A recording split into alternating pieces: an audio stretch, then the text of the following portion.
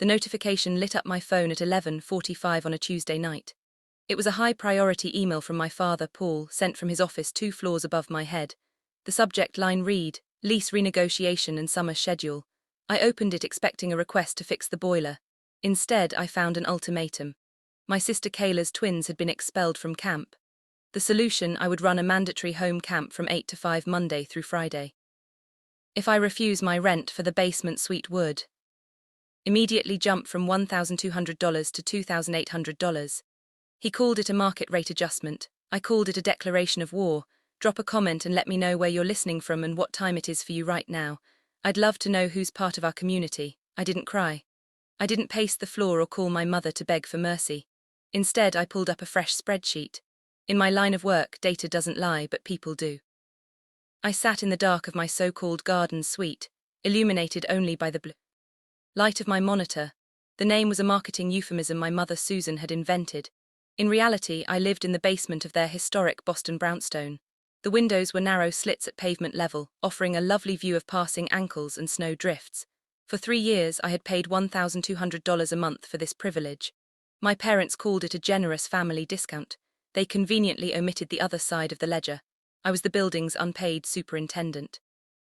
When the boiler seized up at 3:00 in the morning, Paul didn't call a technician. He called downstairs. When the snow needed shoveling before the city plows came, that was my cardio. When the Wi-Fi went down, I was the IT department. I calculated the value of those labor hours conservatively at another $800 a month. Now, let's look at the new variables. My sister Kayla's twins were 7 years old, undisciplined, and had just been ejected from a private camp that cost more than my car. My father was demanding I fill that gap 9 hours a day, 5 days a week for 10 weeks. I ran the numbers. The market rate for a private nanny in Boston for 2 high-needs children is roughly $30 an hour. That is $1,350 a week.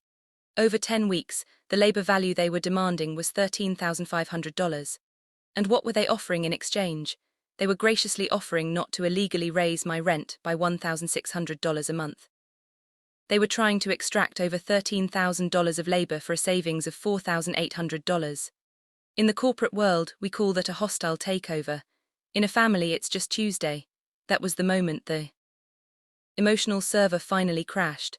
I sat back in my ergonomic chair and felt a strange cold sensation wash over me. It wasn't heartbreak, it was clarity.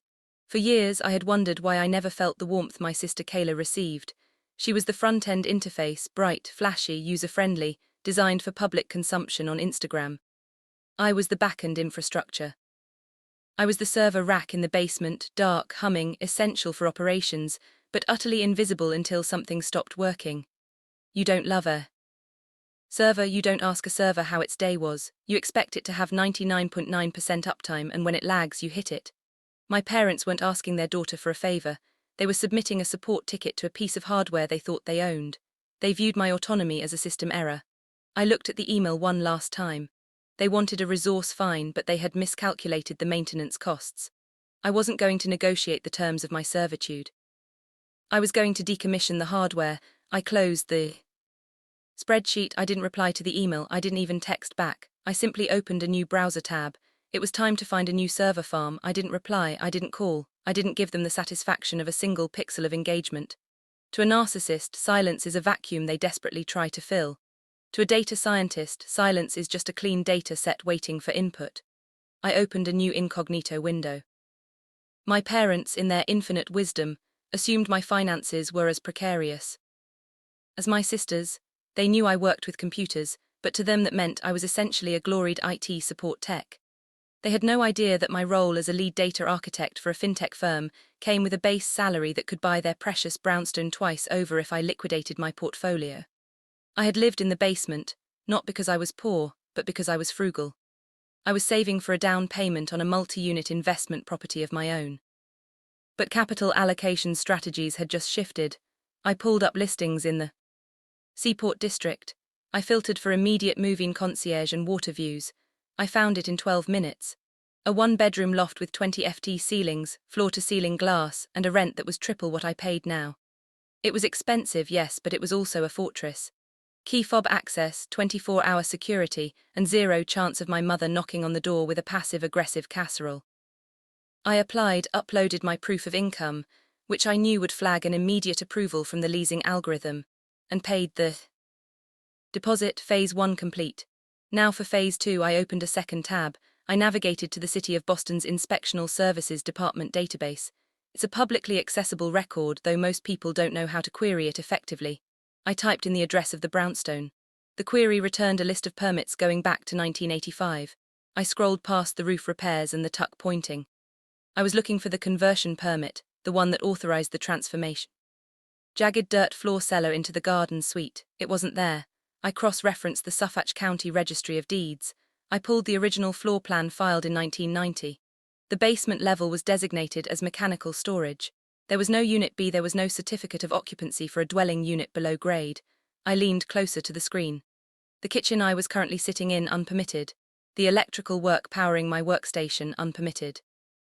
The single egress window that was 12 in too narrow for a firefighter to crawl through, a code violation that carried a fine of up to $500 per day per violation. My parents weren't landlords, they were slumlords operating an illegal fire trap in a historic district, and they had just threatened to charge me market rate for a unit that legally didn't exist. I downloaded every PDF. I took screenshots of the permit history. I saved the entire cache to a cloud folder encrypted with a 256-bit key. This wasn't just leverage, it was a nuclear launch code. My phone buzzed, a text from my mother. "We haven't heard from you. The boys are excited for Camp Auntie Gabby starting Monday." I looked at the message, then back at the PDF on my screen labeled Code Violation Statute Mass Gen Laws. I signed the electronic lease for the Seaport Loft. The confirmation email pinged. I was no longer a tenant.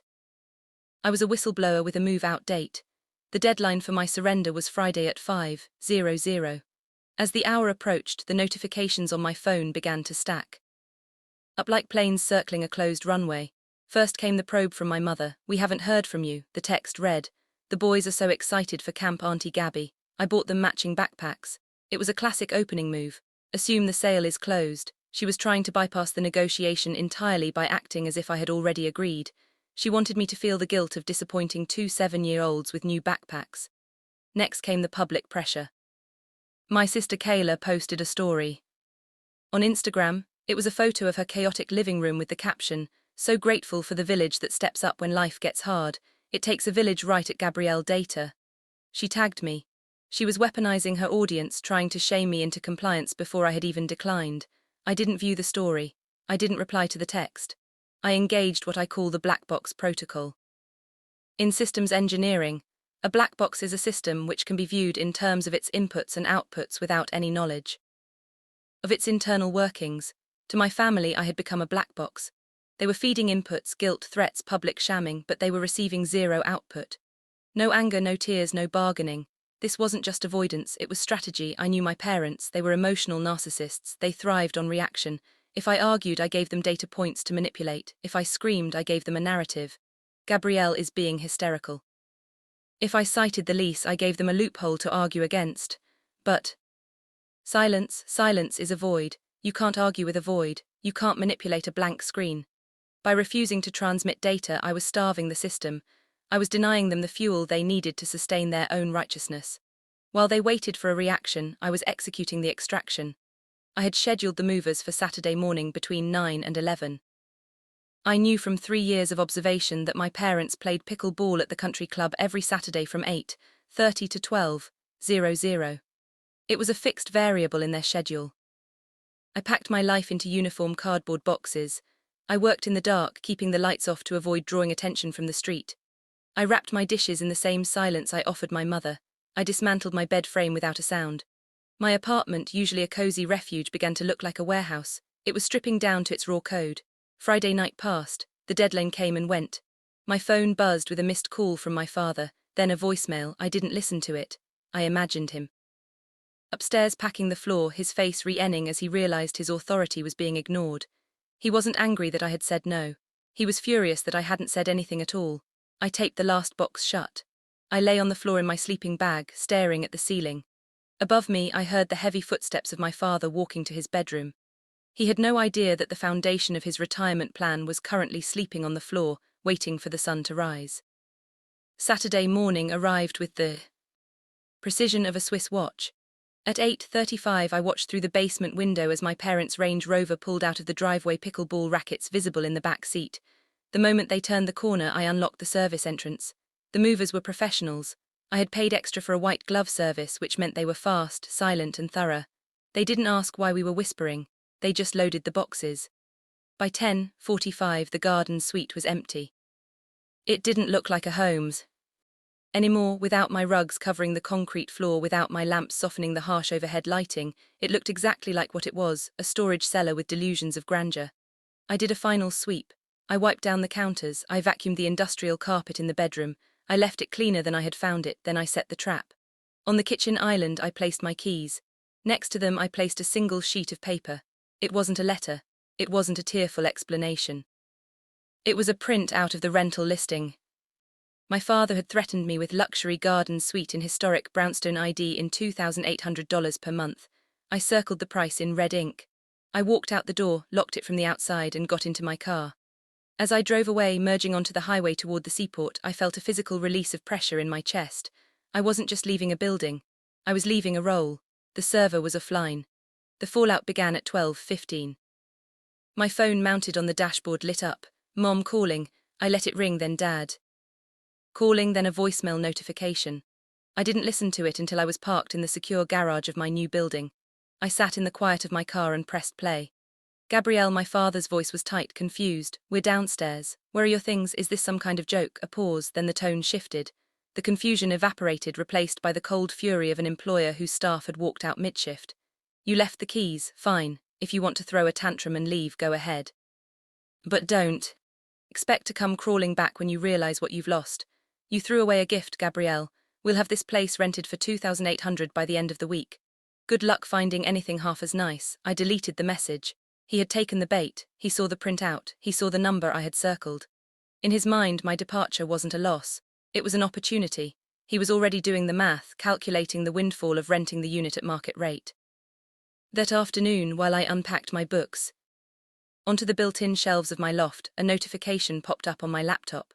A new listing had just gone live on Zillow. Charming garden apartment in prestigious brownstone. Immediate availability. They hadn't waited 24 hours. They were so eager to replace me, so eager to prove that I was easily swappable, that they had rushed to market. I stood at my floor-to-ceiling window looking out at the harbour. They thought they were calling my bluff. They didn't realize they had just published a confession. 2 weeks later, I was drinking an espresso on my balcony when the alert came through. Zillow notification listing removed. 142 Chestnut Saint unit. Most people would assume it had rented in Boston's market basement. Units move fast, but I knew better. I opened the second tab I had kept refreshing for 14 days. The City of Boston Open Data Portal, specifically the Active Code Enforcement Violations feed, and there it was, a new entry filed yesterday at 4:15 p.m. Violation type, illegal occupancy, unpermitted dwelling status. Cease and desist issued. The twist wasn't that I had reported them. I hadn't made a single call, I hadn't filled out a single form, I didn't need to. I knew something my parents didn't. Boston's Inspectional Services Department uses web scrapers.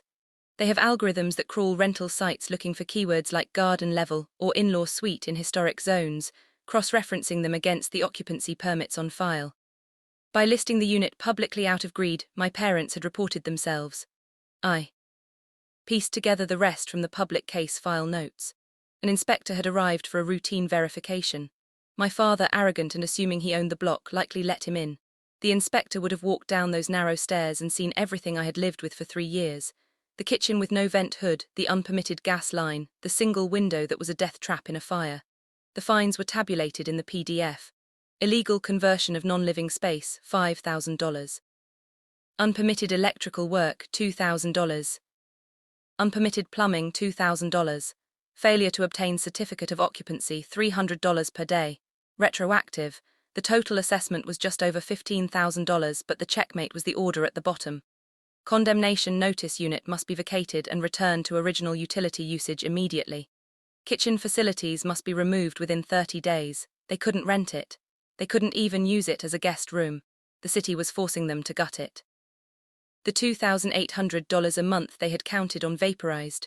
The $1,200 I had been paying gone. They had tried to squeeze me for an extra $1,600. Instead, they had just torched a $50,000 a year asset. My phone rang. It was my mother. I didn't answer, then my father, then Kayla. They weren't calling to apologize. They were calling because the bill had come due and they needed their ATM back. I downloaded the violation report, saved it to my family folder and took a sip of my coffee. It tasted expensive. It tasted like justice. They caught me in the lobby of my office. Building on a Tuesday morning. It was a tactical error on their part. The building is a fortress of glass and steel in the financial district, patrolled by security personnel who wear earpieces and don't smile. I saw them before they saw me. Paul and Susan stood near the turnstiles, looking strangely diminished against the backdrop of 20ft marble walls. My father wore his country club blazer, but it looked rumpled. My mother was wringing her hands, a nervous tic I hadn't seen since the 08 recession. They looked like tourists who had lost their passports. I swiped my badge. The turnstile chirped a cheerful green. I could have walked past them. I could have taken the elevator up to the 34th floor and let security handle the disturbance, but the data scientist in me wanted to close the loop. I wanted to verify the output of my strategy. Gabrielle, my mother's voice was shrill, echoing off the stone. We need to talk now. I stopped. I turned. I didn't approach them. I waited for them to come. To the barrier. You caused this, my father hissed, leaning over the turnstile, the city inspector. The fine's $15,000, Gabrielle, and now we have to pay a contractor $40,000 to gut the basement before they'll lift the lien on the main house. That sounds like a significant capital expenditure, I said. My voice was calm, conversational. Don't get smart, he snapped. You lived there for 3 years, you used those utilities, you used that kitchen, you owe us. We're not asking, we're telling. You're going to write a check to cover the fine. It's the back rent you stole by leaving. The audacity was breathtaking. Even in defeat, they were trying to bill me for their own felony. I reached into my bag. I didn't pull out a checkbook. I pulled out a navy blue presentation folder. I slid it across the marble surface of the turnstile. What is this? My mother asked. That I said is a summary of Massachusetts General Law, Chapter 186, Section 14, regarding quiet enjoyment and the leasing of uninhabitable, unpermitted dwellings. I watched them open it. Inside wasn't money. It was a draft of a civil complaint. In this state, I continued keeping my voice low and pleasant. A tenant who has paid rent on an illegal unit, one deemed unsafe by the city, is entitled to a refund. Not just a refund, actually. Treble damages 3 times the amount paid. My father looked up. I paid you $43,200 over 3 years, I said. 3 times that is $129,600 plus legal fees. You wouldn't, my mother whispered. We're your parents, and you tried to extort me, I said, so here is the new deal. This is the only offer on the table. You leave right now, you never contact me again, you figure out your own fines. If you do that, I won't file this lawsuit. If you call me, if you text me, or if you show up here again, I press send on this filing. I looked at the security guard who was watching us with mild interest. I looked back at my parents. You're trespassing, I said. They looked at the folder. They looked at the guard. They looked at the daughter they thought was a utility who had just become a liability they couldn't afford. They turned and walked out the revolving doors. They didn't look back. It was the most profitable meeting of my life. If you enjoyed the story, hit like and subscribe for more story like this. Share this story. You are not alone. God bless you. Thanks for watching.